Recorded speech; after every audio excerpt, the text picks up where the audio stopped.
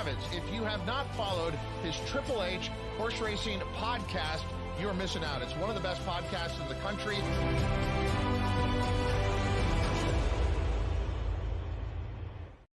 Good afternoon and welcome to live coverage of the 2024 Travers Stakes. I'm your host, Howard Kravets, here on the HHH Racing Podcast, along with host of Bet and Boozin' and good friend Kyle Roscoe. We are here live on Saturday afternoon, August 24th, for coverage of the two big Grade 1 races to end the parade of Grade 1s on Travers Day. We'll start with the H. Allen Jerkins and then go to the running of the Midsummer Derby, the Travers Stakes. Kyle, how you doing today? Doing good, man. I got an interesting setup. I will apologize to people. Obviously, as you can see, if you guys watch Betting and Boozin', not my normal setup going back in Chicago today. So if I am looking left, I am looking at the PPs and the races. So I promise that I'll try to keep engaged as I can, as much as I can. But a little weird setup today. But man, what a hell of a day so far. And I mean, honestly, I know you guys talked about it on your show on Tuesday.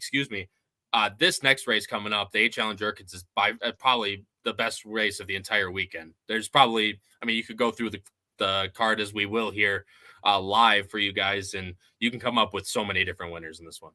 One of the best races of the year. Unbelievable. This is for 3-year-olds going 7 furlongs. Just a few administrative items. Fox broadcast obviously has the rights to the video, so we're not going to be actually showing the races, but we will sort of call the race as we go along. And we're going to be calling the race and giving one info off of the Fox broadcast that we're watching. So in terms of timing, Kyle, I know I looked earlier, my ADWs are about 3 or 4 seconds in front of the Fox coverage. So it's very possible if you're watching through your ADW, you might actually know what's going to happen a little bit before us. So if you want to switch over to the Fox broadcast, the matchup with us, that'd be absolutely fine. We really appreciate him being here. Please make sure you hit that subscribe button on the bottom right-hand side of the screen. Smash the like button below the video player because that sends the YouTube algorithm to like-minded players like you. How was that, Kyle? Something like that. That was pretty good. I'll give it to you. Kyle doesn't. Let the like-minded, it works better. And then upper right-hand part of the screen, hit that notification bell. We have a lot of people watching already. Please make sure you join us in the live chat as well. You can only do that on YouTube. Like, for example, Katie's here, Alan Jerkins, Keith Borgra is here, Wow, all in on Timberlake. And then on to Sierra Leone, very interesting. Felipe Hernandez is here, so far so good. He likes the number 5, Prince of Monaco in the next race. So does Rodney Evans. He likes Prince of Monaco into Torpedo Anna. Yeah, put your double in the live chat as we're talking about this. Kyle, we've got about 11 minutes to post to race 12. Let me go ahead and bring up right now the Equibase entries quickly. They're in the paddock right now. By the way, we're also going to have Paul Halloran, hopefully at some point, live from Saratoga, either from the 4-Star Day bar or in the paddock as well. We don't want to show that. That'll get us in trouble. Let's go ahead and do that right there. That's all right. We'll be all right. H. Allen Jerkins, here it is, Kyle. It is for 3-year-olds, 7 furlongs, $500,000 is the purse. This is a huge field of 11, and you can see the live odds on the furthest right side. Right now, Prince of Monaco is taking a ton of money, 8-5. The second choice right now is Bookham Dano, the Jersey bred, at 7-2. Let me go ahead and take the banners off the screen here. Let me put our banners up so everyone can see who we like, including Paul. I'm going 3-8-5. Kyle is going 5-8-6, and Paul's going 5-8-3. Kyle, you're going to go with Prince of Monaco on top. I'm a little surprised he's this low. I thought I ran an absolute blinder last time after not breaking, being far back. He did close into a very fast pace, just losing to Bookham Dano. Yeah, and I'll tell you what, Howard, I liked him a lot more at 4-1 than I do at 8-5. I'll tell you that much. It probably won't be that at post time, judging by doubles. I haven't looked at them yet, but I assume they're not that much different. Let me look at the Will Pays real quick right now. Sure. Yeah, Prince of Monaco is paying 11. Actually, they're a little bit. Actually, your top pick, Domestic Product, is actually lower in the doubles than Bookham Dano is, and I thought that was a little interesting. But yeah, I agree with you completely. Last time, I loved him last time even more than I love him right now, and he went off at lower odds than I thought last time.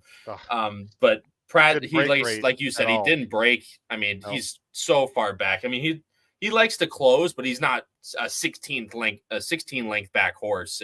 But I mean, they went 21-1 as you see on your screen right now to 43 flat. I mean, you want to talk about an absolute blinder.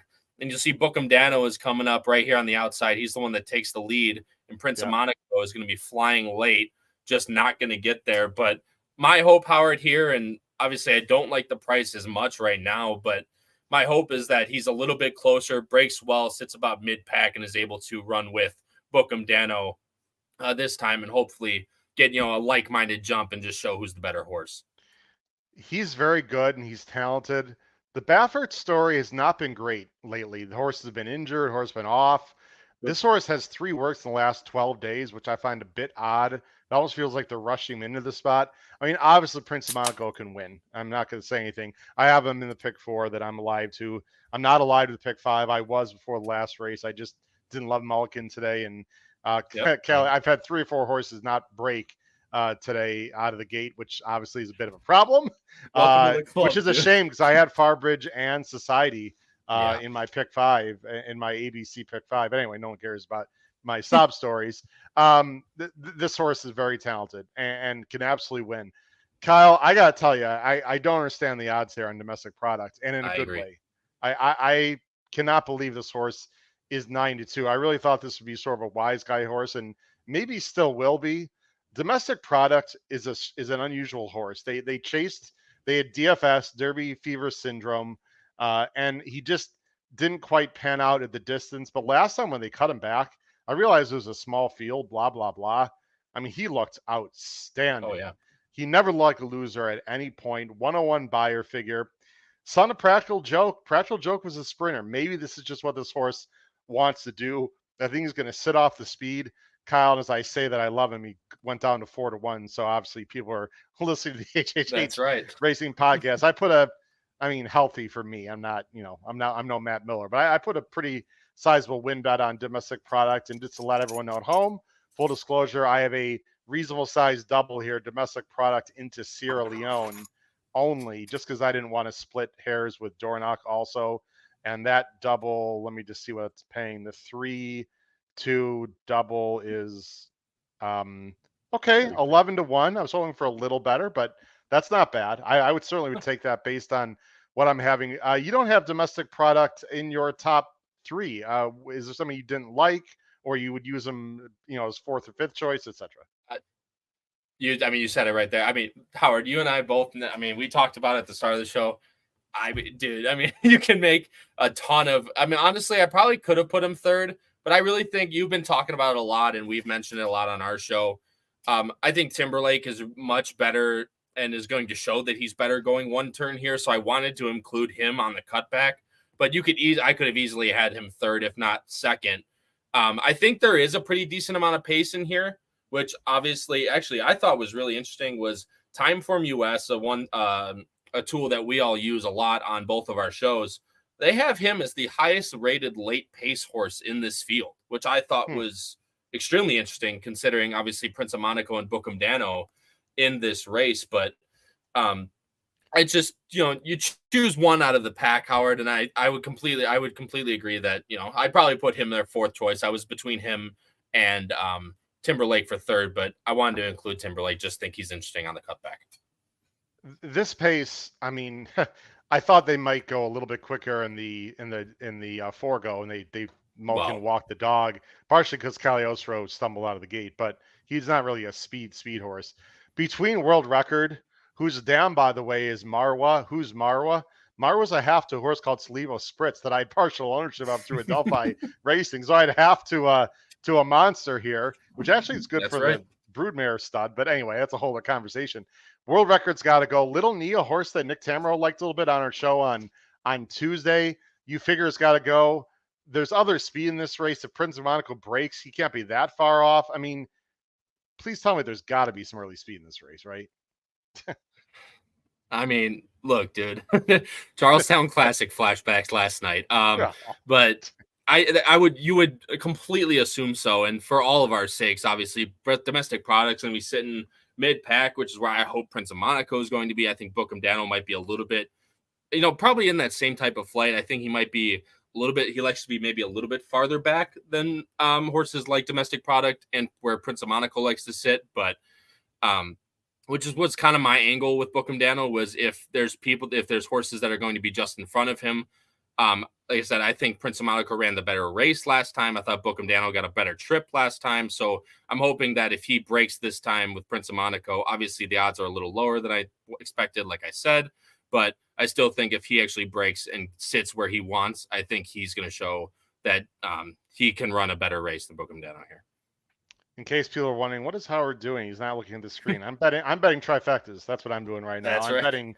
I'm betting trifectas with domestic product keyed in first and second. Kyle, I'm not going to use him third because he's only 4-1. We got 3 minutes to post, assuming they're going to be on time. And let me make sure I do that so we don't get ourselves in trouble, or I don't get ourselves in trouble here. We've got, again, about 3 minutes to post. Apparently, they're in a commercial break right now on Fox. Prince of Monaco drifted up to 2-1. Bookham Dano. Let's talk about Bookham Dano real quick, Kyle. Bookham Dano is 7-2 right now. We saw him win that last race. Then he barely won a race over the little knee at in what you'd have to assume was a prep. A little weird to me that they strongly consider not going here, Kyle. I don't know what to make of that. They were going to go to Charlestown last night. They decided to go here instead for the same purse, but a lot more prestige and a much tougher spot, obviously. Yeah, and that's what I was going to say was we thought yesterday that if he went there yesterday, I mean, he was 7-5 morning line, would have been nowhere near that and probably would have won. But now, you go for the gusto in this race where, again, there's so many different horses that can win.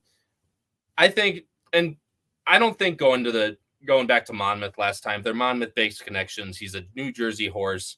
Get racing him back home for the prep, as you said, and then bring him back to Saratoga here to hopefully run another big one. But like I said before, I mean, I would imagine you're not getting 43. There's not many races you see going 7 that go 43 to the half mile, but I think there's going to be pace to run into. I think he's a really good horse that, like you said, keying second, keying third for me, at least. I agree with you on the intent. I think that's a really thing to keep in mind was they didn't decide to go to Saratoga until Tuesday or Wednesday? I believe so. Yes. So it was very late. I agree with you that, they didn't know where they wanted to go. Obviously same purse, but they wanted to go, like I said, for the gusto. So we'll see how he runs here. I think he's a fantastic racehorse. He's very talented. It's just a matter of in this type of field, can he put it all together again? And I think his price, is a little more fair than Prince of Monaco's, but I think Prince of Monaco has shown that he can run these big races, and that's why I'm going with him over the 8. Let's see what people have in the chat here. Vale Place giving Speak Easy a huge shot. The 2 horse is very live for Pletcher. This is a really tough spot. However, he's got a shot. Katie mentioned Paul. We hope to have Paul. Paul's at Saratoga. He is doing work for the Saratoga special, so we hope that he can be on at some point. No guarantees, though, everyone. Rodney is going Prince of Monaco, Timberlake, ice cold. Exacta. Put all your bets in the chat. Kyle, very briefly, with about 2 minutes to the post here, how are you playing this race? Horizontally, vertically, whatever you'd like. There's so many different ways that you can play this race. I'm playing it straight up. I'm going to go win bet Prince of Monaco. I'm going to go double into Sierra Leone. You guys talked about it at length. I am going to back up a little bit. I'm going to go domestic product over, and I'm going to play Timberlake underneath. So I'm going to play an exacta 5-6. I'm going to play a double 5-2, and then a small backup doubles 3-2 and then 8-2 to kind of back myself up just in case Bookham Dano does show. I think the value is there enough in such a competitive race where I can spread a little bit and still be able to make some money back, and then hopefully all into the the HHH Racing Podcast special in the last race. Hopefully it can come through finally for us. I have a win bet on domestic product. I have doubles domestic product into Sierra Leone only. And I have trifectas, domestic product in first over a bunch, and then several horses on top over domestic product over a bunch. My feeling is as good as Domestic Product and Prince of Monaco and Bookham Dano is, there's a lot of really interesting runners with World Record and Speakeasy. I wouldn't Yeah. completely sleep on Jefferson Street, who I believe is the 10 in this race, who has numbers that fit. Little Knee is a very fast horse on the outside that, in theory, could sit right off the one. And if he's better than the one, maybe can take the lead at the top of the stretch. The other thing I would say, I'm not sure the inside's been a great place to be today, Cal. Now, people say, well, wait a minute. I thought I've seen horses wire the field, but they really haven't been hugging the rail, right? So, I'm not really sure the rail is a good place to be. I think you want to be sort of in the 2, 3, 4 path even wouldn't be bad. Is this World Record going to have the lead Little Knee stalking, or do you see something else unusually happening as they are approaching the gate for the H. Allen Jerkins, Cal? We said it yesterday. I mean, Little Knee, the only chance, really, I think he has to go and sit off of World Record. I don't think World Record's another horse that has numbers that fit a lot in this race. And if he does end up, knock on every single wood in my bar here, if he does end up, getting a nice lead, he can win as well. I mean, he's not out of it by any means. So, you said it's a fantastic race, and hopefully, like I said, the 1 and the 11 go out with each other. That's the only way I think they can win. And hopefully we'll have all of our horses sitting behind, and we'll get to see who the best 7 furlong horse in the country is, at least for this type of competition right now. And I'd like to see one of these horses be good enough to go to the Breeders' Cup Sprint. Yeah. The Sprint division is sort of shaky right now. I know we just saw Milliken win, but I'm still not sold on him. Maybe I'm just crazy, but he got away with murder today. As they are about to go into the gate, I'm not going to give you, a Tom Durkin or Frank Maramati. I'll just talk through the race. I would love to see the number 3 Domestic Product win. Kyle and many others here, looks like listening and watching, wouldn't mind seeing the number 5 Prince of Monaco, or will it be a price? We'll see. It is the $500,000 H.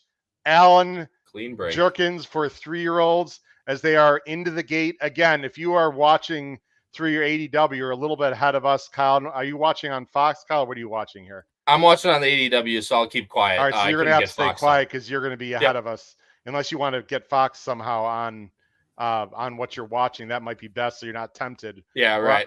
Or I could take you off the screen. I don't really No, you're good. want Go to for do that. I'll get it up. So, okay.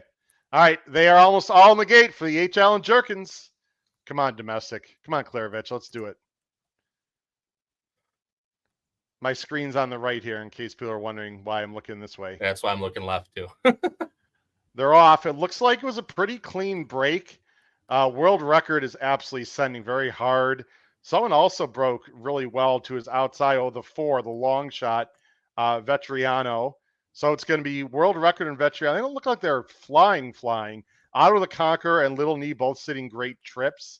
Looks like Prince of Monaco is getting a real nice trip in 5th in the teal, moving up. And Domestic Product looks pretty comfortable. And try and find Bookham Dano, who is okay also mid-pack. 22. It's very honest, but not flying. It's World Record on top. Vetriano. I'll tell you what, Kyle, Prince of Monaco, 0 excuses today. And really, Domestic Product, 0 excuses. In fact, all the favorites are really getting pretty good trips here. 44-1. They just spat it up. It's still World Record. And here comes Prince of Monaco, and right behind him comes Domestic Product. I'm feeling it could be one of these two. Top of the stretch. Here comes Prince of Monaco, Domestic Product on. Come on, Domestic, come over the top. Prince of Monaco, Domestic Product. Bookham Dano splitting on the inside. What a race. It is Product. Here comes Domestic on the outside. Prince of Monaco, let's be one of these two. Come on, get up. Get up, Domestic. Get up, Domestic. That's what I'm talking about. Woo! There we go. Chad, really happy. All right. That's what I'm talking about. Wow. 121-3. Sorry, Cal. I know you need Prince of Monaco, but we're gonna show some. Chad Brown is seriously pumped up. He doesn't show that kind of emotion usually. What a horse race, Kyle. It was exactly what we lived up to. Fantastic.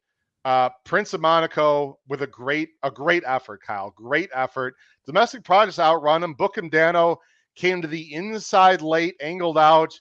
I'm not sure that was a place to be, but honestly, they all got really good trips. A very cleanly run race. Hats off to Chad Brown. Domestic Product. Deserved that win, Kyle. Well, he won fair and square. Yeah, no, and all of them, like you said, that's exactly what we wanted. All of them got great trips. All of them ran their race, and they came down to all three at the wire. It's exactly what we thought. So I'll say my backup. That's fine by me. Obviously not the best. I had 50 to win on Prince of Monaco and others, but it's more than fine. Okay. I'll take the backup as long as one horse comes home in the last. That's all I care about at this point.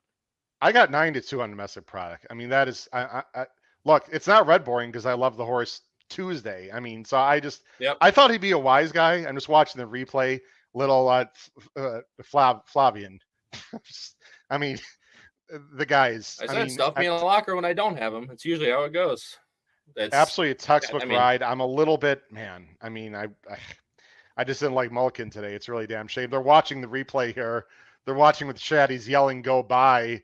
He is, boy. This is about it. He is really excited. It's funny. The people in the box. His daughter wasn't overly excited.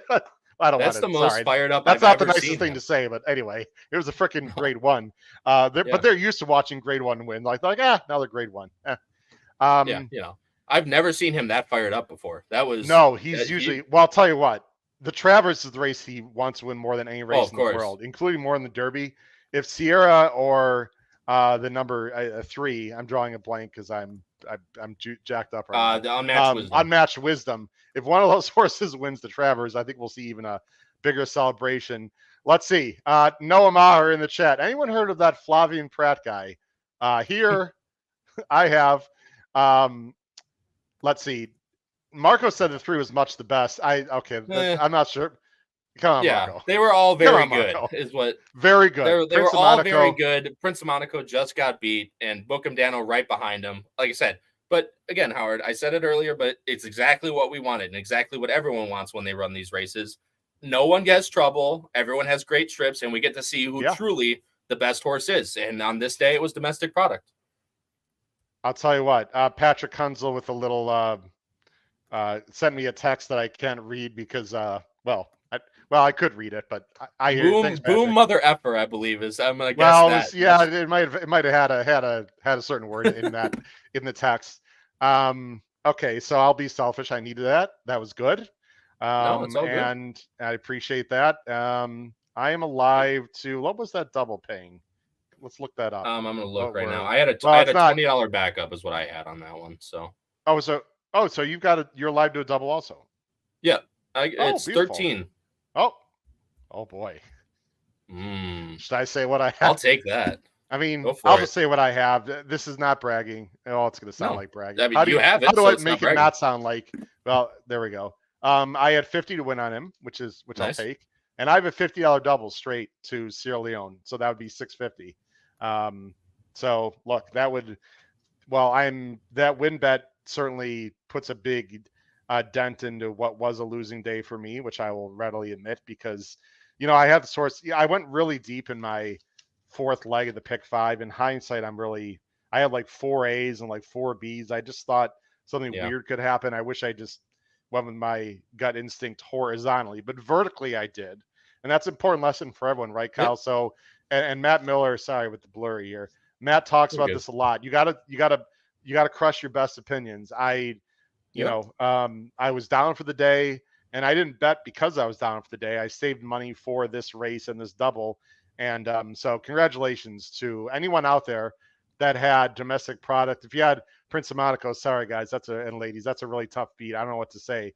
Prince of Monaco ran really well. Let's see. Vale Place is a live to his pick 5, 2, 3, 7. So that would be, let's see. Unmatched Wisdom would be insane. To the 2, 3, and 7. Ooh, Vale, I love it. Ooh, Unmatched Wisdom. This pick 5 is going to be juicy. That's really nice. Patrick asked me if I had the exact. I did not play the. Oh wait, I played a try. I forgot about that. Yeah, do you have them on try top, also, but it's not paying much. Though. Oh, you did first and second. Yeah. Right, but it was right. Chalky. It's top 3, right? But still. Yeah. I mean, it's a big field with a try pay. Okay, 62 for $1. I think I had it for 2. I don't know. 2 or 3. I don't want to sound like I'm being greedy, but I was hoping to get a price underneath. I probably didn't make a ton of money on that just because I used a lot of horses underneath. Let's see. Pick 5s. So pick 5s, your minimum. Wow. Sierra Leone is wow. Okay. He's heavily. Can I take a guess? Yeah. I'm going to take a guess. I swear I've not looked yet. I'm going to say $5,000. No, More? not even close. A lot more? No. Oh, really? What is Pick it? 5, 50 cents to Sierra Leone. It's 2,100. Really? 2,141. Well, look, I'd love to be alive to it, but that But seems a little on the low I'll side. give you this, for me. Howard. I'll give you this question. Who do you think is the second choice, and what are they paying based on Sierra Leone? In the pick fives? Yeah. Well, I saw the doubles going for it. It's got to be door knock. Probably a lot more. 4,500? I don't know. It's Fierceness 4,300. Okay. Interesting. And then door knock 5,400, and Torpedo Anna is actually lower than door knock, which is 5,297. Okay. Vale said yes, he is alive to 237. And what's the 3 in the pick 5 for Vale Place? 10 over 10K, 10.5. Let's go high risk. Vale, man, if you hit this, party for everyone here, the HHH Racing Podcast, man. Good luck to you. That was a spot play also, which I'm most proud of, Kyle. Yeah, no, perfect. We're most proud when we can have fans and viewers of the show win. I also had Kelly Ostro, who went to his knees like 3 times. So did I. At this, I mean, so anyway, I needed that. That was actually my play of the day on the spot on the power picks. I love that horse. I mean, so as top step of the Cerrito fan club, I was with you as well. You only need one. I mean, it was 9-2, but he was third choice, I believe, as it turned out. Before we get into Travers, because we do have time, Kyle, let's talk about going forward. What do you do going forward? Domestic Product, Prince of Monaco, and Bookham, Dano.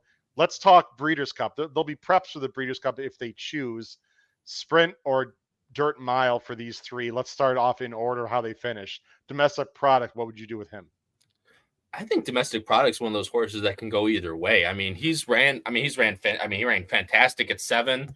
I'm pulling up his form right now just to make sure I'm not going to completely redboard myself. But I mean, he ran well. I mean, granted, ran well in the Tampa Bay Derby. He ran well. I mean, he ran well in the Pegasus, losing to Tuscan Sky, but he ran well there. He ran well. I mean, he absolutely blew the doors off of everybody in the Dwyer. Granted, not too much there, but the fact is that he still can. He's shown that he can run longer than this 7. I believe at Del Mar, you can correct me if I'm wrong. I believe it's 2 turns for the dirt mile. Dirt mile. Yeah. The dirt mile. Del Mar 2 turns. Yes, 2 turns. So yeah, I think that might be a little bit, but the Breeder Cup sprint is 6, right? Or 5.5? No, it's 6. 6. Okay. So, I mean, I think he's a tweener. Yeah, I'll answer the question. I think it's a no-brainer. Dirt mile. He's not a 6 furlong horse. I mean, he got up today. I don't think he's a 6 furlong horse. Plus, actually, I don't know if Chad would have a horse spot, point to that race, but I think he's going to go dirt mile. They might not go to the Breeders' Cup and rest him up for the cigar mile. I'm just throwing that out there as a possibility, right? Yep. It'll be interesting to see. Prince of Monaco. I think it's another weird one. I think Bob will probably point him to the sprint, I would think. And 6. I agree with that, actually. I think I agree with that, and that's where I would go with him also. Bookham Dano. He ran well 2 turns. Well, actually, the Saudi race was 1 turn. Mm-hmm. He's another tweener. I think they can go either way. He did win at 6 furlongs the race before this. Yep, correct. I think, is he a Breeders' Cup horse? I hate to be disrespectful. Yeah. I don't know. I mean, that's going to come back a pretty decent number too, because what was the time again? 121 and 3. The pace 7. It was honest. It wasn't like supersonic, but it was good. I don't. Domestic Product got a 101. He got a 101 buyer last time, Kyle. I'm gonna say this is low 100s. I don't think it's like blew you away. 103, 104. It's not very good, right? So in the Woody Stevens, just to reference, right? The Woody's obviously apples to oranges, right? Different days, but just to compare, in the Woody Stevens, Bookham Dano beat Prince of Monaco by a half length. They ran in 121 and 1, and he got a 100. So obviously, different days, different numbers, but comparatively. Again, welcome to the HHH Racing Podcast. I'm your host, Howard Kravets, along with co-host Kyle Roscoe, is the host of Bet and Boozin' right here on the HHH Racing Network. I think we might start. I got to talk to him. We might make a name change because we have so many shows coming up. It's exciting. Kyle, the pick 4s I'm looking at right now, I'll tell you what, I am alive to $1 pick 4. they are better than I thought. I Mhm. personally lied with 247 in the dollar pick 4. I mean, Sierra's 3 it's at 160 for 50 cents. But if you see who won these races, that's really not that bad. I mean, it's 7-2, 8-5, 9-2. Dornock's 627 for $1. Any chance Shook can pull something off so I can get 2,700 in the dollar pick 4? That would be tasty. We're at top of the Travers quite a bit here. Again, thank you for joining us right here live on the HHH Racing Podcast. As I'm having some camera issues, I greatly apologize for that. There we go. Not really sure what's going on. Might be some lighting issues here. Let's do this, Kyle. We've got 23 minutes to post to the Travers. Let me take this off the screen. The Travers is always a fantastic race. It's one of the best races of the year by far. Hopefully, by the way, we'll have Paul Halloran on, co-host of Picks and Ponies here on the HH Racing Podcast. He is at Saratoga. He is covering news for the Saratoga special. So it's very possible that he's busy and might not be on. We'll see about that. Patrick Kunzel might join us as well, co-host of Ben and Boozen, but people have a lot of stuff going on. Kyle, very happy to have you, though, here today. Let me go through the field and the current odds right now for the running of the 2024 Grade 1 DraftKings Travers Stakes. Here it is, Kyle, right now in real time. We have Torpedo Anna is 3-1. The Grizzly Bear from the inside for Kenny McPeak and Brian Hernandez, who we saw in person, Kyle, win the Kentucky Oaks, a very talented, cool 3-year-old filly. Sierra Leone is 8-5. I got to tell you, I'm absolutely shocked. I thought Sierra Leone, Kyle, let's put us on screen.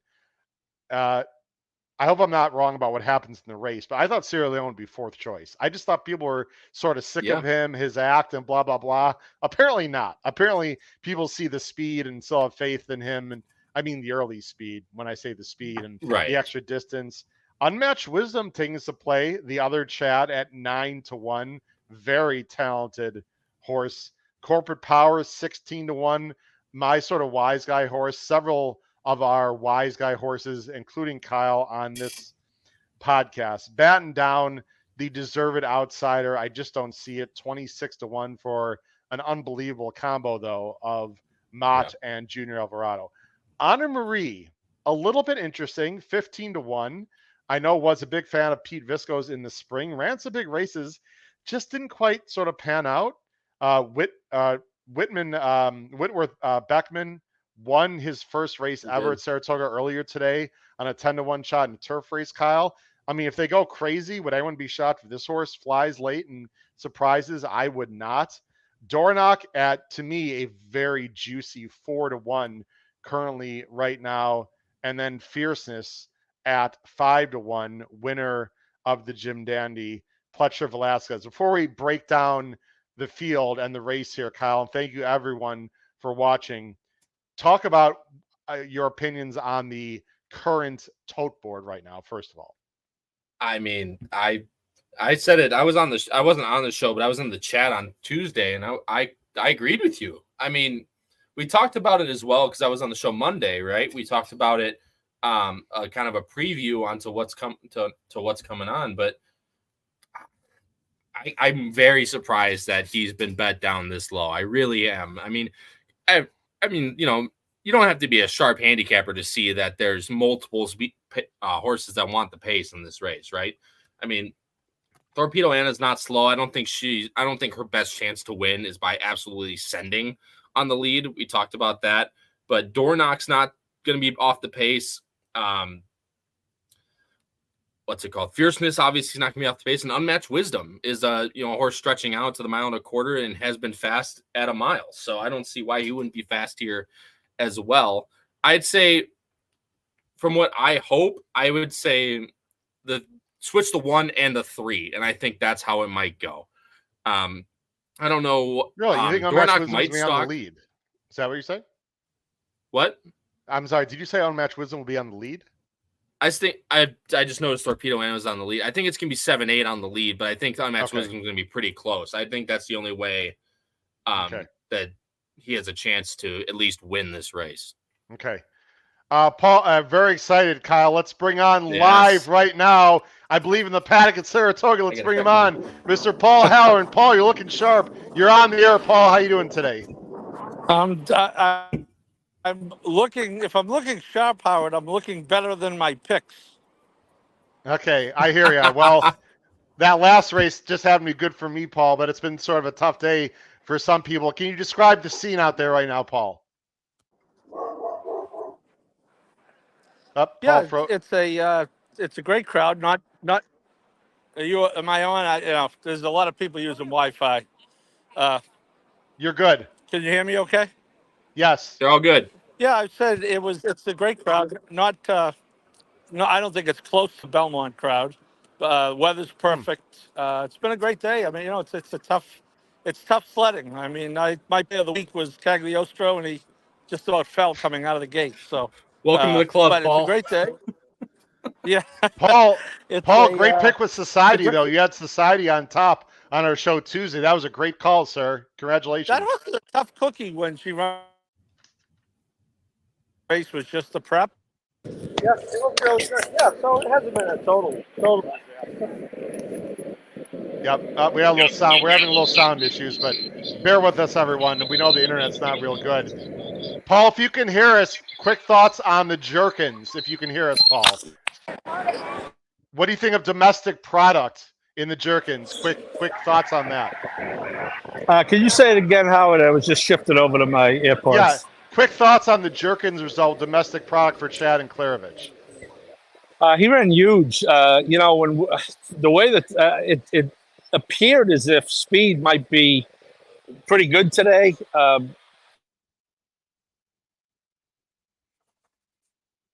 I didn't like world record at all. But I didn't. I wasn't sure. But yeah, domestic product ran huge. I think Book Dano ran huge too.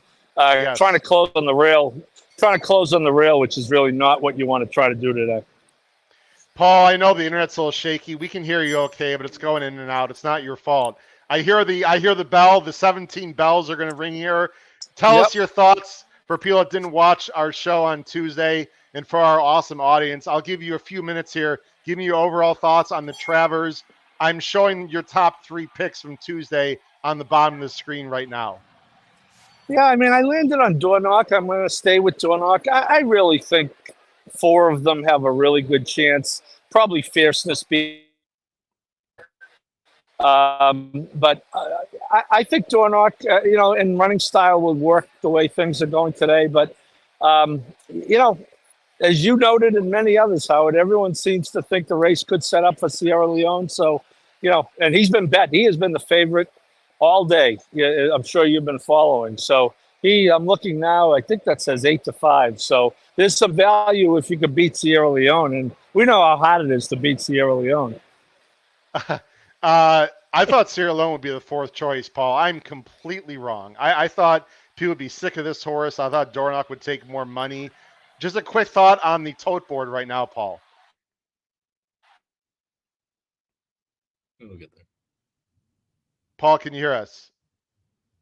That's a nice pose right there, Kyle. Sierra Leone. Yeah, are you surprised that Fierceness is 5-1, Paul? It was 7-1 an hour ago. How? Yes, the answer is yes, and he was 7-1 an hour ago. I haven't looked at the will pays. Rapoli usually has about 300 people here, so that could change. But that the filly is that much higher than Sierra Leone. Paul, in the doubles, in the will pay doubles, Fierceness is a slight second choice over Torpedo, Anno, and Dornoch. They're all about the same, but Fierceness, the price should come down. Paul, tell us what you see in the paddock.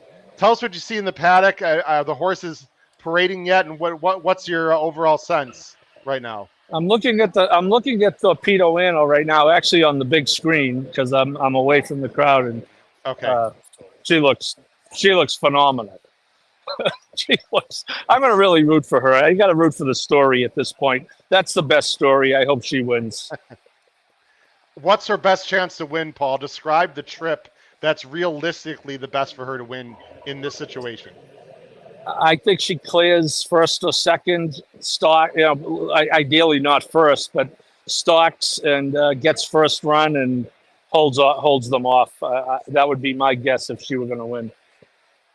Yeah, I don't think she can wire this field. I just think there's going to be too much heat. I'm not sure she's that good. I think it would be best if Brian, although, Paul, I'm not sure the rail's the place to be today. Would you agree with that?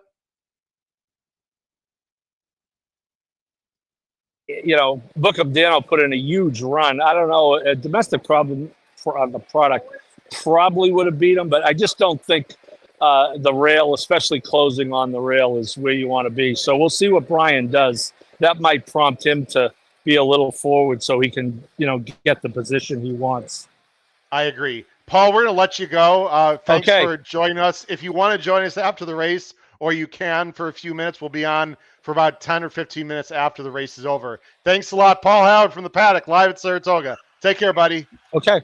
All right, bye-bye. All right, great job by Paul Halloran there, Kyle. I think you described it very well, and that is that Torpedo Anna is going to be forward. She's been a bit over the top in her work. She's been very headstrong. She's going to have to be in the gate for a little bit. I'll tell you what, if she wins this race, first of all, I'll be surprised, number one. Number two, it'd crush my betting going forward. It'd be a hell of a story. I just don't see it. There's just too many things that I don't like about this horse. If I'm wrong, I'm wrong. And I feel the same way about Fierceness. Fierceness still, Kyle, and I mentioned this Tuesday, has still not sat off really good horses and gone by in his entire career, especially when the pace gets hot. I just don't like those two horses, and I'm going to die on that hill in about 15 minutes here. I mean, you can see on the bottom of the screen, Howard. I completely agree with you. Look, and the thing we talked about on Monday, right, is that for Torpedo Anna, maybe we haven't seen her best. She really hasn't seemed to be able to exert her best because she's always been wrapped up by the wire. But I don't know if her best is going to be good enough to win this race. I think if she wins, like you said, Howard, one, start being a believer. Two, the story is absolutely fantastic. Gerald Chin believes in. Gerald Chin, new name. Thanks for in the show. A filly full of speed and ability to make the Colts look silly as history in the making. End of story. Okay. Wow. Thanks for joining the show. I just saw Frank D'Angelo. We got new people here in the chat. Frank, thanks for joining the HHH Racing Podcast. Serial Own all the way. Dornock second, Batten down third. Everyone, we want your picks in the live chat. We'll put up as many as possible. Let's see. I'm just looking else at the chat here. Let me see here. Nick Feldman's here. Nick Feldman. She's been a horse that people just don't want to believe in. Every race people pick against. I don't know about that, but I understand what Nick is saying. I mean, she's been favored in some races, but she was not favored in the Oaks. And if you recall, I liked her there. Look, sometimes you love a horse, sometimes you don't. Go ahead, Kyle. I would argue that comment right there by Nick Feldman is exactly Dornock. Is what I would argue. Are you talking about this one? Oh, I'm sorry. No, I'm talking about the one you just put up for Nick Feldman. Well, can you read that on the bottom of the screen, though, anyway, for people that are going to listen later? He says, according to Thoroughgraph, Torpedo has already run good or better than everyone except Fierceness, which I would assume Fierceness either in the last race or in his Florida Derby. Right. Like I said, maybe we haven't seen her best because she really hasn't shown it. She hasn't needed to show it at least. Yeah. But again, for me, I think just everything has to go perfect for her to win. And at 3-1, whoa, and Fierceness is, oh no, that's before. That was last in the Jim Dandy, and he still won for fun, so it doesn't matter. But I just think everything has to go perfect for her. And if it does, again, great. But at 3-1, what she's going to be by post time, I'd be willing to, or 3-7-2, whatever she's going to be, I'd be willing to trust other horses where maybe not everything has to go exactly right for her to win, for them to win. Well, she also has to get a mile and a quarter, too. I mean, Correct. There's no reason. We haven't seen a reason why she can't, but she hasn't done it yet. I mean, so there's a lot of things she hasn't done. The best way for her to win, in my opinion, and you talked about this, I think, earlier, set the pocket, find room on the inside, hope Sierra gets into some trouble, hope Dornock and Fierceness just don't quite run their race. But, I keep saying hope, hope, hope, hope. That's why negative. Talk about corporate power a little bit, Kyle, for Shug in improving Curlin by out of a quality road mare. This horse wants to go longer. Sugar said it. She's a little bit underdeveloped at this point. She's a little bit slower, not much. And Sugar's known for winning. And Castellano, 7 Travers victories in his pocket. Do not sleep on this horse, at least underneath. We all agree that could happen here with Corporate Power. Also, cheers. You said her, it's a he. So cheers. I appreciate it. Well, I think it was okay. No, you're talking about Corporate Power. It's okay. Right, I took a sip for you. It's all good. All right, cheers. it's all good. Go ahead. But I agree with you. You guys showed the replay on Tuesday. He was coming at Unmatched Wisdom that entire time. Was a little bit goofy, like you said, maybe a little bit underdeveloped, but he showed that he has the talent to be able to run. And the fact that he continues to close on this horse all the way through, being out of Curlin, I think this horse wants as much distance as he possibly can get. You see, like I said, left lead, little goofy coming in, lugging out. And he still ends up coming on here, which is what you guys pointed out. And I completely agree with you. I think he's very interesting at a very nice price at, somewhere around, mid-teens come post time. Yeah, I don't think either one of these horses are going to win, but I think they're both interesting. Unmatched Wisdom and Corporate Power. I mean, it's not as if the other horses lay over these up and comers, Kyle. They just don't. Dornoch is a complete fighter. I've been against him, frankly, in almost every race. I'm sick of going against him. I mean, I have a double into Sierra only, but I do have Dornoch in pick 4s.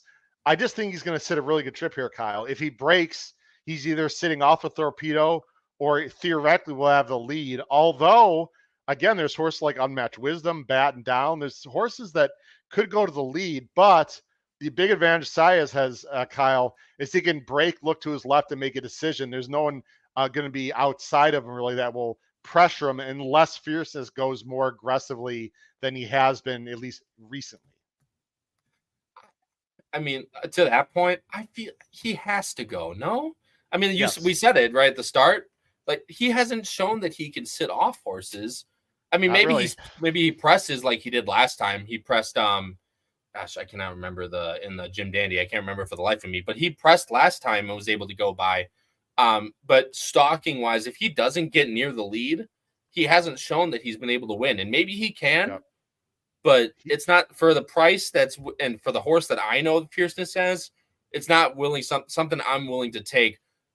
You said it, and I pointed out earlier, I've been against Dornoch, and Dornoch's kind of been that one horse that's been forgot about, because Mindframe was favored over him both times that he ran against him. Belmont, he was 17-1. Then coming back to the Haskell as the Belmont winner, and still not favored over Mindframe. So he's just a horse that's always looked over. He's going to be that same type of middling price as he always is, overlooked. And as you said, being from I like that he drew the outside. He has shown that he can pass horses in the past. I think for me, Dornoch's the one horse that I can never seem to get right. And, he'd be the one for me that if he was able to stalk and just, sit like right next to Torpedo Anna maybe or something like that, I could see Dornoch winning this race for sure. Kyle, he's the leader in the clubhouse for 3-year-olds right now. There's no argument there. The thing about him, though, is he really hasn't beaten these horses, right? I mean, he did beat Sierra Leone, but that was last year when Sierra Leone's only second start in the Remsen. And frankly, Sierra Leone took the lead on him, and Dornoch came back when Dornoch was much more seasoned. Let's quickly talk about Fierceness. I love Fletcher. Rapoli, okay, whatever. Can be a little bit annoying, but you can't argue his success. Again, this horse has to prove it to me. I just don't believe I don't believe in him in this spot. And the board sort of verifies my thought here, Kyle. I mean, he is 9-2. He has never been a price like this. The last time he was even close was in the Breeders' Cup Juvenile when he was coming off a horrible Champagne, losing by 20. Since then, the lowest he's been was 3-1 as the Derby favorite. If you like Fierceness, you're getting a price today, Kyle. Yeah, and like you said, and in the greatest angle that ever lived, the every other angle for Fierceness, this is not his time to run. So of course that's why you're getting the price. But either way, I completely agree with you. I mean, he's still sitting at third choice right now. He's still not above Torpedo Anna. So will it be interesting to see what comes of it by post time. But I agree with you though. I just think he has to prove it to me first. Unless he, like I said, knocking every bit of wood in this place that he doesn't end up getting an easy lead, but he has to show it to me that he can't just either be on the lead or sit right off, get an easy trip, and go by. I'm in complete agreement with you there. Again, everyone put your final picks in the chat for the 2024 Travers Stakes. There's about 3 minutes to post, Kyle. Right now, Sierra Leone, boy, was I wrong on what the post-time odds would be. I'm just flat out wrong. Not that I care, because my bets are already in. I'm certainly not putting a win bet on Sierra Leone. I would never put a win bet on Sierra Leone 8-5 in this race, although I hope he wins. He's 8-5. The 3-year-old filly, Torpedo Anna, is second choice right now at 3-1. And then you have Dornock and Fierceness, third choices at 9-2. And what's crazy, Kyle, is you can make the argument Dornock and Fierceness are the most accomplished horses in this race, and they're third and fourth choice. That's just how damn difficult this race is. The break is going to be huge. The pace, I mean, it's got to be honest. I'm going to say 23 and change, 46 and 4. I don't know if they're going to fly, but I think it's going to be honest. Something like 111 and change to the 3/4, something like that. I'm going to keep my eyes obviously on the back of the pack. I know Chad said that he wouldn't mind seeing Sierra a little bit closer. You know, obviously he's not a speed horse, but you know, if he was mid-pack, I think that'd be better for Sierra than, 25 back or whatever. We'll see. Yep. I thought Flavian's ride last time, the Jim Dandy, was a bit passive. Maybe I'm overthinking it. So again, my choice on Bond the Stream, I'm going 2-7-4, as is Kyle. Paul's going 7-2-4. We have approximately 2 minutes to post here. Kyle, you got a horse in race 14 to play the Jenner double? I mean, hold on. I'll check Twitter real quick. I'll check Twitter real quick. For those that don't know, of course, I post every single card or every single card that I bet on Twitter beforehand. I think the 6 is an interesting long shot in the last race. I have no idea what the price is, but I'm not playing anything into it. I have 4, 6, 8 written down, but I think the 6 is an interesting horse. There are a bunch of scratches in that race, by the way. I know I was 8-4 something. I know that. Okay. I mean, and there's a horse that's scratched.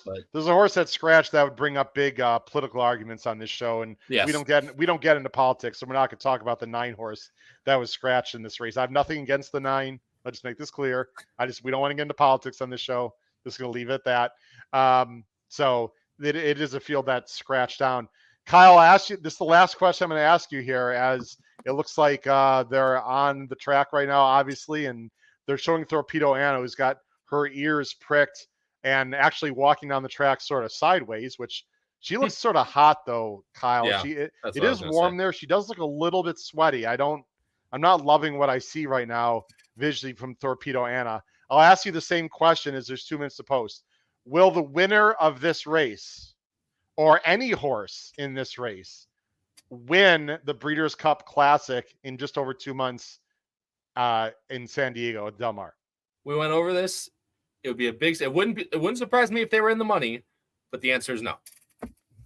And I agree. I just don't think the winner is coming out of this group, but you never know. There is 1 minute to post. There's a monster crowd. They're now showing unmatched wisdom. They're showing the picks, the expert picks. 2 of them are going to Sierra. We've got, unmatched wisdom. We have the Grizzly Bear. I want to wish everyone a ton of success in this race. There's a lot on the line. Vale Place and anyone else that's alive, Kyle, in the pick 5, crush it, because you're alive to a nice score. I'm alive some doubles, pick 4s. I decided not to play a trifecta. If I would have, Kyle, I would have put Corporate Power underneath in like second and third. But I'm alive to a nice dollar pick 4 to Corporate Power. So because I'm alive, that's the good thing. I really don't need to play anything more. If the Grizzly Bear wins or Fiercest wins, I'll tip my cap and say I was absolutely wrong. Final thoughts as we are about to approach post time, Kyle, for what is one of the races of the year right here on the HHH Racing Podcast, the 2024 Travers from Saratoga. I'm laughing at one. They showed basically what's going to be my future kid sitting on the shoulders of a guy watching the Travers. 2, they also showed guys that are holding up Miller Lights to the to the camera, so I was laughing at that. But either way, Wait, man, because like I said, they're holding beer or because they're holding Miller Lite? You want to clarify that? That's hey, I like both of those. I like both of those statements. Well, you can wait. Isn't that a Miller Lite placking on the back of there? Wait a minute. It's a Miller Lite Bears placard on the back. Well, all right. And it lights up too, but I can't. It messes Anyway, with the video. Sorry. Either way, he said fantastic race. I agree with you though. I don't think the Breeders' Cup winner's coming out of here, but look, this is what we wanted the Travers to be, right? You have the leading 3-year-olds coming into the year. Everyone loved, Fierceness, Sierra Leone. People love Dornoch, early in the year. You have Torpedo Anna, the best filly in the country. You have, this is exactly what people wanted. And they're going to get in the Travers. Like I said, hopefully pace sets up for our pick's sake. But of course, the best thing, the top part about it all, safe trips for all. Hopefully everyone comes back safe. And like I said, let's just have a good race, clean trips, everybody. There's only one more thing to say. We'd like everyone to crush your bets in the 2024 Travers as they are approaching the gate. Dornoch looks fantastic, not sweaty at all. Frankly, the fillies, the only one looks a little bit sweaty, at least that I can see. So that's a bit of a negative, but maybe, she's just ready to go. The break is going to be huge. Again, I'm going to call a little bit of the play-by-play. You're not going to get carried away, of course, unless Sierra Leone comes over the top and wins, and then I'm going to feel very justified. I said in our power picks, Kyle, if he does not win this, I'm off him for quite a while, like totally off him. This race is made for him today. If he can't do it, he can't do it. He's just, I'm gonna take a pass in the future. They are going into the gate. The grizzly bear is stalking the gate, ready to pounce the gate. Her antics, it's important to watch her here. She looks fine, although she is a bit, like I said, sweaty, but they have an internal cooling system. Sometimes sweat is not a bad thing. She doesn't look overly excited. She just looks warm. I'm expecting Dornoch to be on the lead. I'm expecting Torpedo to be sitting, and I expect Fierceness to be sitting in the outside. And I think it's going to be a moderate to fast pace. We'll see. I wouldn't be surprised if it's. No, go for it. Go ahead. I'm just fascinated to see what Brian Hernandez does. Yeah. I mean, he might just say, F it, I'm just going with Torpedo Anna. It wouldn't shock me. We'll see. No. Good luck to everyone watching and listening here on the HHH Racing Podcast. Again, if Kyle, you're watching your ADWs, so you're gonna be ahead of us here. Is that right? Oh, I got Fox on. We're good. All right, so we're watching together here. Good luck, Kyle. Whatever bets you need. Good luck to everyone else. As it looks like Dornoch goes into the gate, and I think they're going to just have one more, and that's going to be Fierceness. Nope, there's number 4, Corporate Power. And Fierceness is going to be last. The 2024 Travers Stakes on the HHH Racing Podcast. Good luck, everyone. Here we go. I'm behind you. Oh, well.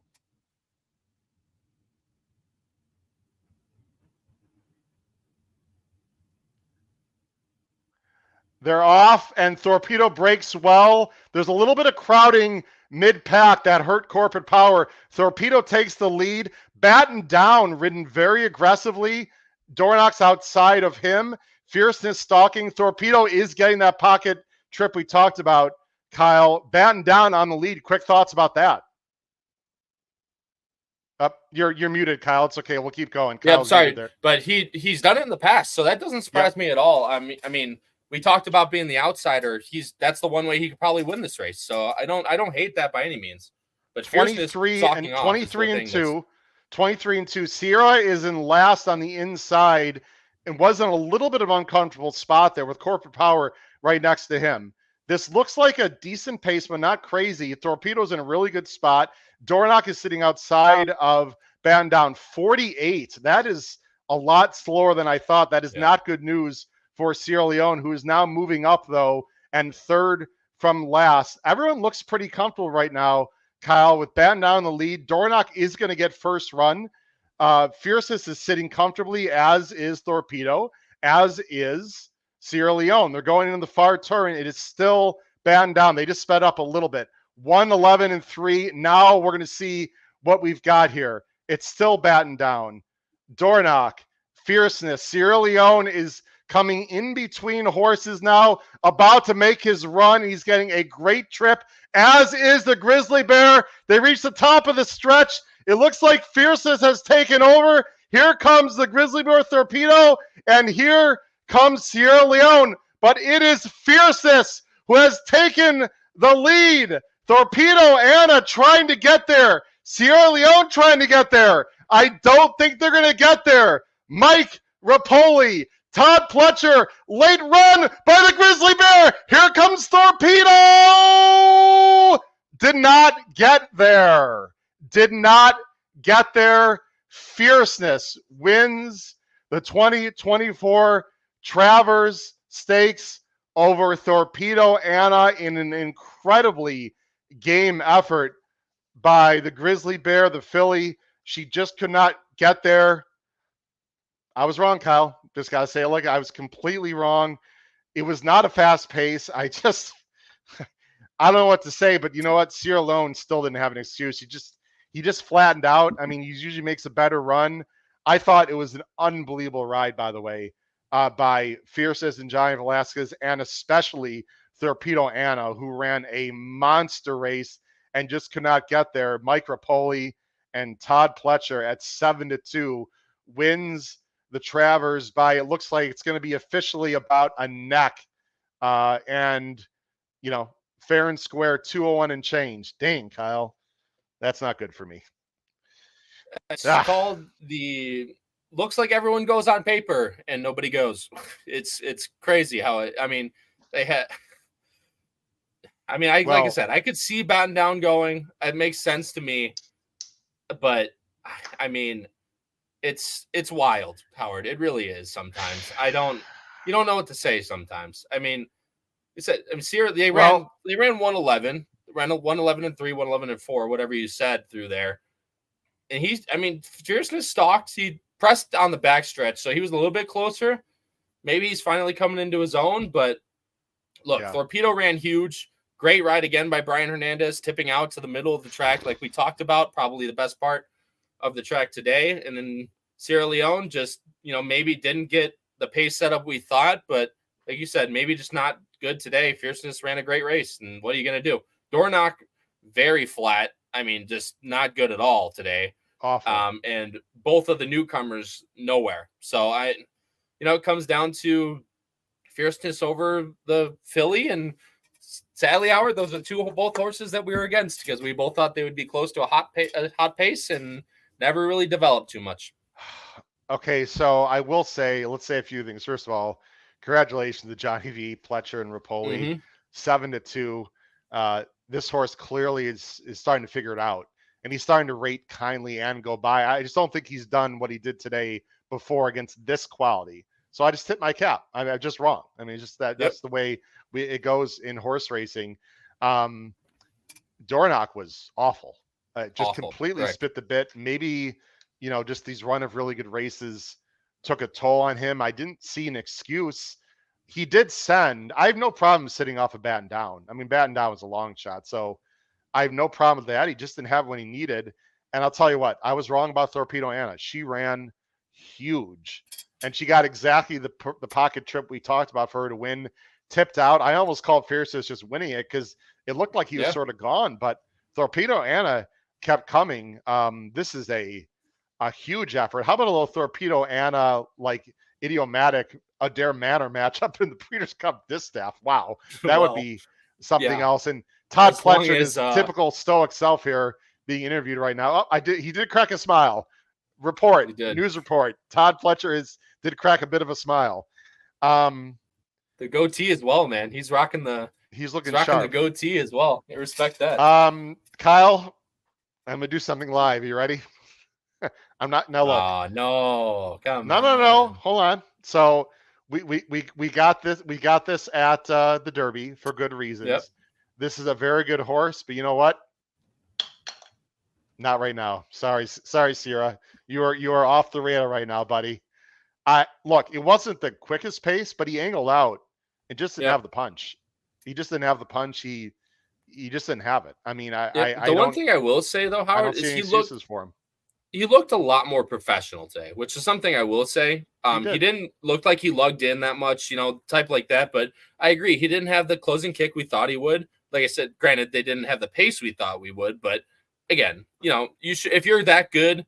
He was a little bit closer on the backstretch, got into working order. Obviously, Fierceness got the jump on him and only lost by length and a quarter, length and a half, I would say, something around there. But Sierra Leone.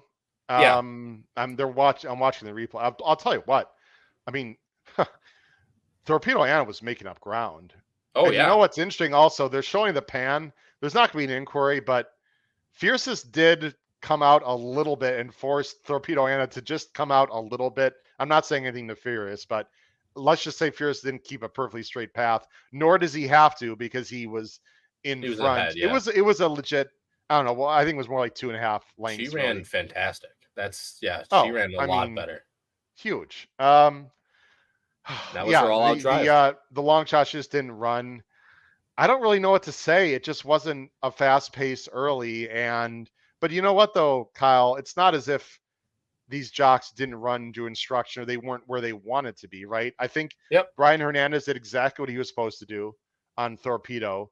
I guess you can make the argument that Dornock should have sent harder, but if you're sitting comfortably outside the longest shot on the board and you're that good, I don't have a problem with the ride on, was it Saez, right?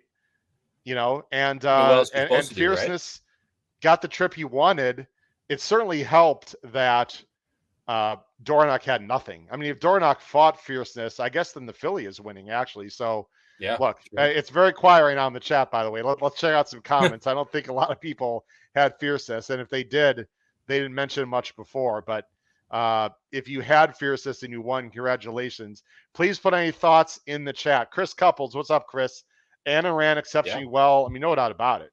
She ran great. Keith Borgrud does not like the ride by Flavian. Always goes wide and ran up the inside. Tyler gave SL better rides and Flavs and Major. I don't think so. No, he was on the inside, and the inside maybe was not the place to be, but he did tip out and was in the forepath in the stretch. So, and he saved ground. I'm going to respectfully disagree with you, Keith, but I understand your frustration. I just don't think he had it today. Martin's in the chat. I think the extra furlong would favor Torpedo in a possible Breeders' Cup matchup. Look, I mean, I guess you can consider the filly going to the Classic after this race. I don't know. That's going to be. It's not like Kenny McPeak's not afraid to run against the boys. I don't know. But I mean, you're giving up. I mean, not saying she's a shoo-in by any means, right? I'm not saying that, but obviously you have to face the distaff. You have to face horses like Idiomatic. Barring the I'll say it, the Florent Giroux effect on Idiomatic. But either way, you're giving up a very, very valuable race to go for something obviously bigger, which could be, to their liking. But it's a matter of, she's a very big player in the distaff. I think that's very clear to everybody. Doubt it's never been, that's never been contested. But you're giving up that purse to run into something bigger where, she could run very well, but she could also win the distaff. So, it's something to consider for sure, but I would be very surprised if they didn't go to the distaff. Well, just to clarify, this race is the same distance as the Classic, obviously. Correct. Martin said it's a mile and 3/8. Martin, you might be confusing that with the turf, but no, it's a mile and a quarter. Same as this. The distance is the same. Nick Feldman gets for that matter. Some info that Brian Hernandez said he felt confident that that Brian was going to run down Fiercest, and Fiercest just found more. So, yeah, I understand that. Nick, the confidence is there, though. I think that's a telling interview. From Easy Goer, Fiercest will run last. Don't quit your day job. I'm not really sure who said Fiercest. I don't know who said that, but no one said he was going to run last. I decided I didn't like him to win, but that's okay. Peel can. It's a free country. But I'll listen back to the tape so I can hear myself say Fiercest is going to run last. I'll listen. 101% positive, which is not even possible that I ever said that. I just didn't like Fiercest to win today. So yeah, but I was wrong. Hey, that's fine. Chris Couple said they're running in the distaff. I don't know. Yeah. I guess they've said that, I suppose. So I'll tell you what, man, that's going to be a great race too. It's Breeders' Cup time, Howard. Now after the Travers, a minute after, welcome to Breeders' Cup season, my friend. It's going to be fantastic. Before we wrap up, let's talk about what happens here going forward. I would not be surprised if Fiercest does not run until the Breeders' Cup. I think off this big effort. They're going to rest him up. Is Fiercest the Breeders' Cup Classic favorite right now? Even if Forever Young and let's just say City of Troy comes over, is he the favorite? No. Forever Young's the favorite. I think if he comes over. Yes. I think so. I don't know. That's gonna be interesting. Fierce is gonna take a hell of a lot of money. Oh, he will be. I'm not saying he won't take any money by any means. He'll definitely be top. I think he'll be top 3 choice especially if he rests up from here. I just think people saw what Forever Young does. Especially if he runs a prep, runs very well in the prep in Japan, then comes over to Breeders' Cup. I think he'll be favored. But again, time will tell. And obviously, if preps are run, then we'll talk about them right here on the HHH Racing podcast for you. And then we'll cover Breeders' Cup like a glove. Yeah. It's going to be a fantastic season on the lead up to the World Championship. I think the post position is going to be huge for Fiercest in the Breeders' Cup Classic. Yes, he has to draw outside. He does not want to be down on the inside. He's never done well down on the inside. He really hasn't been on the inside. So it's going to be interesting. What do you do with Torpedo? If it was you, where would you go in the Breeders' Cup? I'd go to the distaff. Yeah, it's just like I said, obviously you could take a shot. Obviously she showed she can run very well against the boys. And I'm not saying, she's not good enough to run in the Classic, but it's kind of the weighing, right? Where you're going to be one of, if not the favorite in the Breeders' Cup distaff. And you're talking, the distaff is 2 or 3 million. I think it's 2. Which one? I think it's 2 million. The distaff? Yeah. I think so. I think they boost the purses all the. Either way, but you're passing up on that, right? Where you'd be one of the favorites and going to a race, which is obviously more prestige, more money, but you're going to have a little more of an outside chance. So yeah. I think they go to the distaff and they run very well in the distaff. We'll talk about if she's going to win or not. You have to subscribe to the HHH Racing podcast to find that out later. But look, she ran absolutely fantastic. She showed she has a ton of run. That was her all-out drive. She's probably going to get low, mid 100s for that, low hundreds, and we'll see how she continues to progress through the fall. But look, she's very good, and like I said, Fiercest might just be figuring out now. We might be just got to call it where it is, and maybe he'll start getting really good by the time of the Classic. But we'll see as the time goes on. Yeah, well, he's already really damn good. I got to tip my cap. It was a fantastic race, Kyle. It wasn't the results that we personally wanted, but we really want to thank everyone for watching. Another big viewership. If you enjoy the show or the HHH Racing podcast, there's a lot of things you can do. You can subscribe on the bottom of the screen, hit the like bell, hit the notification bell, comment down below the video player on YouTube once we put it up in about 10 minutes from now. Any comments, anything you'd like to see, definitely. Again, we can't show the broadcast because Fox has the rights to that, but we really do appreciate everyone joining us for the Jerkins and the Travers Stakes here on 2024 Midsummer Derby right here on the HHH Racing podcast. For my fantastic co-host, good friend, Kyle Roscoe, this has been your host, Howard Kravets, for Picks and Ponies, the HHH Racing podcast, live coverage of the Travers Stakes. Crush your bets wherever you play. Thanks for joining us, everyone. Have a great rest of your weekend. Take care. Bye-bye.